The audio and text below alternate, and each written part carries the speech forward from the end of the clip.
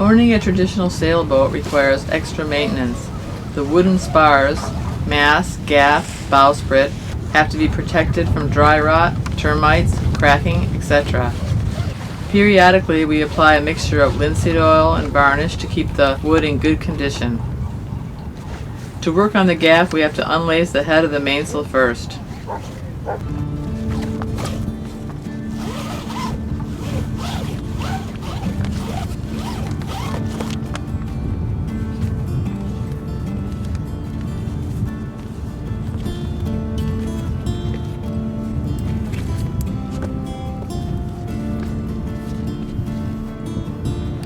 Just put it a little bit higher, lift it up. That's good.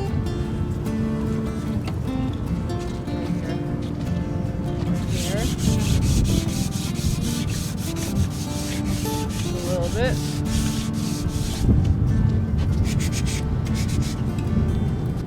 And right now I'm just sanding a few little spots and I'm going to put that finish on it.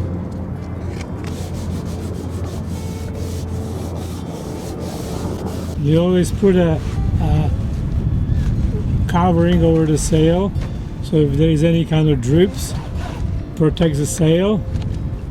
Because even a sail, believe it or not, that mainsail is also 27 years old.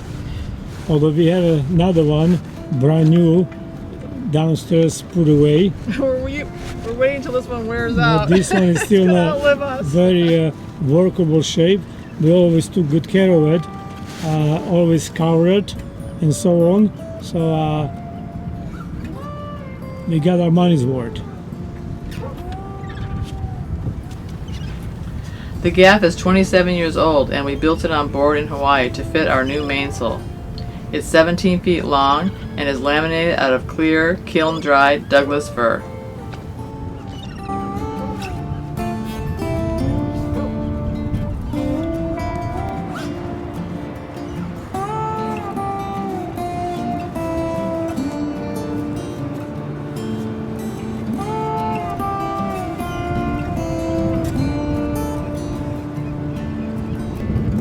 Strips are made out of purple heart, extra hard wood, so when the gaff lays against the rigging, it doesn't chafe into the Douglas fir. The Douglas fir is pretty soft.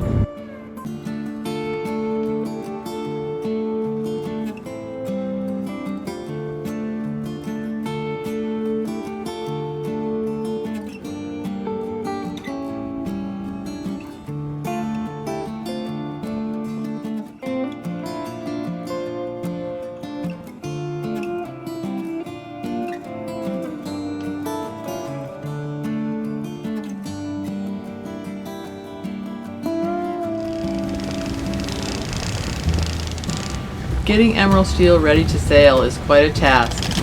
Even though she's only 38 feet, she's heavily built with a large gaff-headed mainsail of 10 ounce. She has a 22-foot boom and a solid wood gaff which has some weight behind it. To lift the mainsail up, it takes some doing. She's built for long ocean passages though, and once the sails are set, there's not that much sail tending to do. Jules, at 70, has his work cut out for him. Although he enjoys it, things are not as easy or fast as when he was 35. Little by little, the mainsail goes up.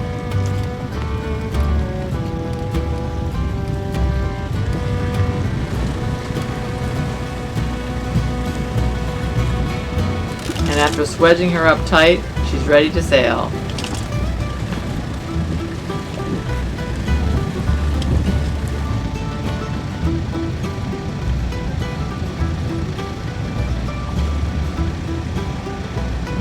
San Diego's South Bay is a large body of water that throughout the week you have pretty much to yourself. It's a good place to go sailing and test your rig to make sure everything is running smoothly.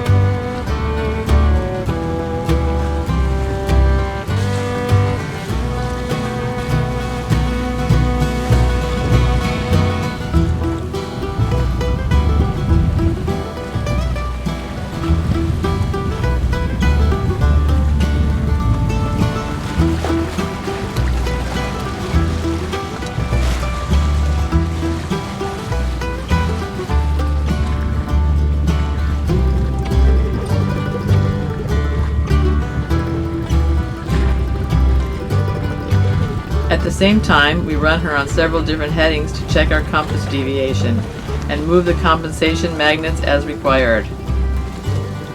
Those two small white rectangles are the compensating magnets. One is for north-south direction and one is for east-west. By moving them, you can minimize your compass deviation.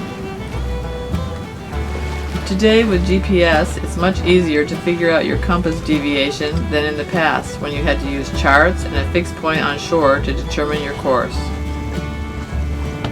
It's a good idea to do it periodically because anytime you change things on board, such as moving equipment around, adding electronics, or welding, it can change your magnetic deviation. You'd be surprised how many boaters go out on the ocean depending strictly on their electronics and knowing nothing about compass deviation. God help them if they ever have to depend strictly on their compass, because the sea can be very unforgiving to people that are unprepared.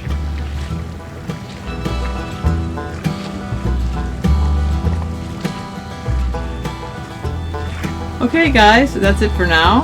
I hope you enjoyed the video, and if you did, please don't forget to leave a comment and a thumb up. And as always, thanks so much to all of you that support our channel through PayPal and Patreon. We appreciate you guys so much. See you next time. Bye-bye. Bye-bye.